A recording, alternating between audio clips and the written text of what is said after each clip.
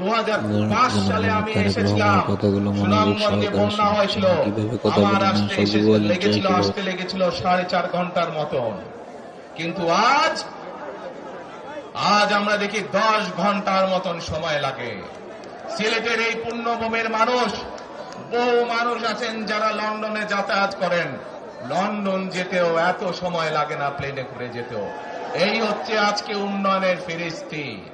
প্রিয় ভাই বোনেরা, গত 15-16 বছরে আমরা দেখেছি কিভাবে একের পর এক নির্বাচনে ব্যালট বাক্স ছিনতাই হয়েছে, কিভাবে আমিদামির নির্বাচন হয়েছে, কিভাবে নিশিরাতের নির্বাচন হয়েছে, এবং এই নির্বাচনগুলোর মাধ্যমে, তথাকথিত নির্বাচনের মাধ্যমে বাংলাদেশের মানুষের ভোটের অধিকার তথা রাজনৈতিক অধিকারকে কেড়ে নেওয়া হয়েছিল। আজ আমরা এখানে একত্রিত হয়েছি সেই মানুষগুলোর জীবনের বিনিময় যারা আমাদের সকলের জন্য রাজপথে নেমে এসেছিল। আমরা আজ এখানে একত্রিত হতে পেরেছি সেই মানুষগুলোর ত্যাগের বিনিময়ে যারা বিভিন্নভাবে নির্যাতিত হয়েছে, অত্যাচারিত হয়েছে, পঙ্গুত্ব বরণ করেছে।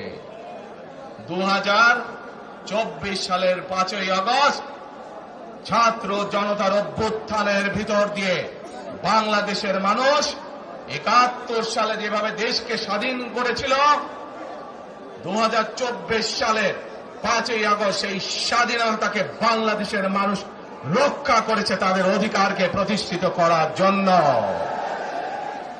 প্রিয় ভাই বোনেরা, এখানে বহু মুরব্বী উপস্থিত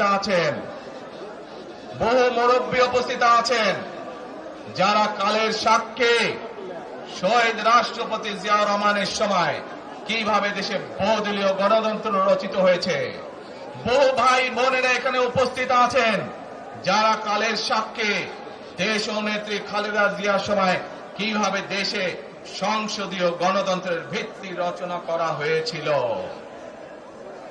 প্রিয় ভাই বোনেরা, একটু আগে আমি আমার বক্তব্যে বলেছি ঢাকা সিলেট মহাসড়কের উদাহরণ দিয়ে যে কিভাবে এই দেশের তথাকথিত উন্নয়ন করার নামে দেশ থেকে মানুষের অর্থ লুটপাট করে নিয়ে যাওয়া হয়েছে। আমরা এই অবস্থার পরিবর্তন করতে চাই। প্রিয় ভাই বোনেরা, আপনারা কি আমার সাথে আছেন এই অবস্থার পরিবর্তন করতে? আলহামদুলিল্লাহ।